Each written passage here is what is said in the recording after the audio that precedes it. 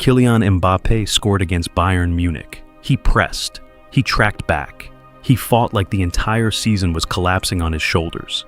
In the 74th minute, he dragged Real Madrid back into the game, and Real Madrid still lost. That is the part that makes this story uncomfortable, because when one of the best forwards on earth scores in a Champions League quarterfinal, the conversation should be simple. The superstar showed up.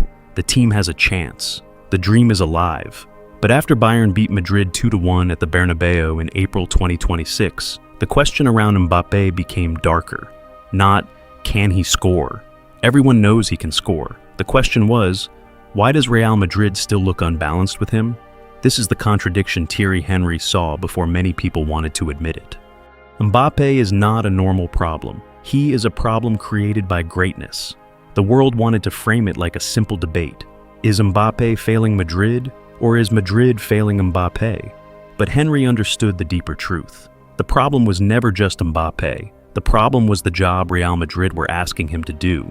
Because Madrid did not just sign a superstar, they signed a left-sided destroyer and asked him to become a classic number 9. They signed chaos and asked it to become structure. They signed freedom and asked it to live inside a system already owned by other stars. And that is where the story changes. Thierry Henry did not need to guess. He had lived pieces of this story himself. A fast forward, a left-sided weapon, a player who could finish, create, drift, explode, and still be judged by whether he behaved like a traditional striker. So, when Henry watched Mbappé at Real Madrid, he did not just see missed runs, he saw a warning. After Madrid's 3-1 Champions League loss to AC Milan in November 2024, Henry pointed toward the imbalance. He argued that Jude Bellingham was making runs that a number 9 should be making. He suggested Bellingham had reason to be frustrated because the midfielder was stretching the pitch while Mbappé kept drifting into zones where Madrid already had players. That was not an attack. That was a diagnosis. Henry was saying, this cannot work by reputation alone. Real Madrid cannot simply put Mbappé, Vinicius Junior, Jude Bellingham, Rodrygo, and the rest of that talent on the pitch and expect chemistry to appear because the shirt is white. Football does not care about names. Football cares about spacing. And Mbappé's spacing was the warning. On paper, he was the striker. On the pitch, his instincts still pulled him left. But the left side at Real Madrid already had an owner, Vinicius. So, every time Mbappé moved toward his favorite zone, Madrid gained danger but lost balance. Every time he stayed central, Madrid gained shape but lost the most natural version of Mbappé. That was Henry's prophecy. Not that Mbappé lacked greatness, but that Madrid had signed a player whose greatest gifts came from places where the team was already crowded. To understand why this became so complicated, you have to remember what made Mbappé terrifying. He was never just fast. Fast players run away from defenders. Mbappé made defenders run away from themselves. At Monaco in 2016-17, he exploded into Europe as a teenager. Monaco won Ligue 1 and reached the Champions League semi-finals. Against Manchester City and Borussia Dortmund, Mbappé did not look like a prospect. He looked like a verdict from the future. Then, PSG came. The spotlight became permanent. The expectations became impossible. And Mbappé kept producing. He became PSG's all-time leading scorer. He won domestic titles. He carried attacks through pace, timing, finishing, and that rare ability to make a defender feel beaten before the pass was even played. But the world really understood him in a France shirt. In 2018, he helped France win the World Cup. Against Argentina in the round of 16, he turned the field into open highway. In the final, France beat Croatia 4-2, and Mbappé scored as a teenager on the biggest stage in football. Then came December 18th, 2022, Argentina versus France. World Cup final. France were almost gone, and Mbappé brought them back from the dead. 2 late goals, a hat trick in the final, a penalty shootout defeat that somehow made him look even larger. That was the image Real Madrid bought. Not just a goal scorer, a man who could bend the emotional gravity of a match, a player who could turn silence into fear in one sprint. So, when he finally arrived in Madrid in 2024, the world thought destiny had completed the transfer. But destiny is never that simple. People thought the problem was Mbappé's numbers, but the real problem was what his numbers cost the team.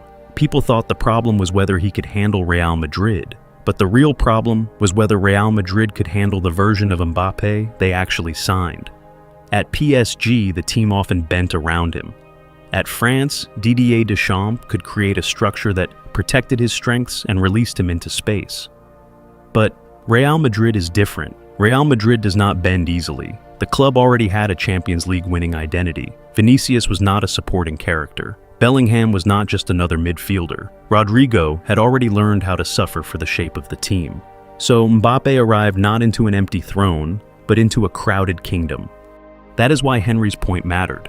The world thought Mbappé needed to score more, but Madrid's problem was never only scoring. It was pressing. It was runs behind the line.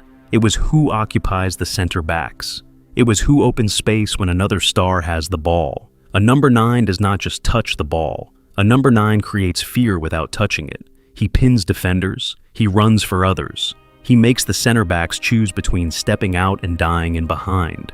But Mbappé's instinct is different. He wants to face goal. He wants to drift left. He wants to receive, accelerate, and attack the space between fullback and center back. That is where he became Mbappé. But Madrid needed him somewhere else. And this is the cruelest part of football. Sometimes the thing that makes you special is the exact thing a new system asks you to sacrifice. At first, the dream looked perfect. August 14th, 2024. Warsaw. UEFA Super Cup. Real Madrid beat Atalanta 2-0. Mbappé scored on his competitive debut.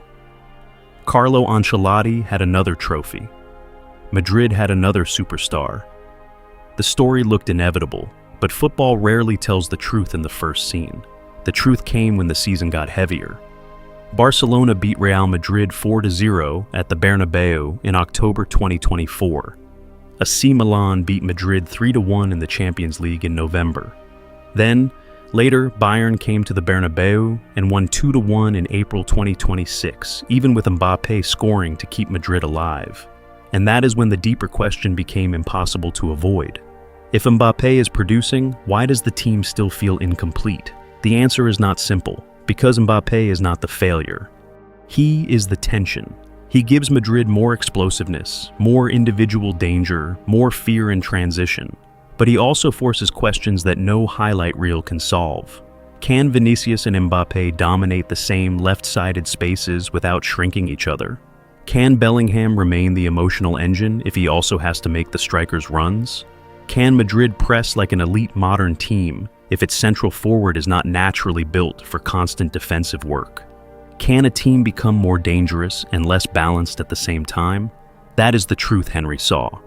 This was not about whether Mbappé is world-class. That debate ended years ago. This was about whether world-class talent can become complete enough for the most demanding ecosystem in football.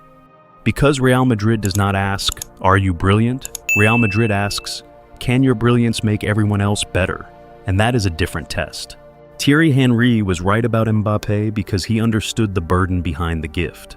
Football did not misunderstand Mbappé's talent. It misunderstood his burden. He was never the next anyone, not the next Henry, not the next Cristiano, not the next face of football handed a simple crown. He was the first version of himself, a player built on speed, freedom, and devastating movement from the left, now being asked to solve the hardest problem in elite football: how to remain yourself while becoming what the team needs. That is why this story is not finished. It is not a collapse. It is a crossroads. Mbappé has already won a World Cup. He has already scored a hat-trick in a World Cup final. He has already conquered PSG. He has already scored on his Real Madrid debut. He has already delivered in the Champions League. But Madrid is different. Madrid does not only measure what you have done, Madrid measures what you are willing to become. And maybe that is the final truth Henry saw before everyone else. Mbappé's greatest challenge was never proving that he could score. It was proving that he could evolve. Because sometimes football does not expose a superstar by taking away his goals. It exposes him by asking for more than goals. And if Mbappé answers that question, this chapter will not be remembered as the moment Madrid broke him. It will be remembered as the moment he became complete. So the real question is not whether Thierry Henry was right. The real question is whether Mbappé can turn Henry's warning into the next stage of his legacy. And if you want to understand another superstar whose greatness became heavier than anyone expected, that story is waiting next.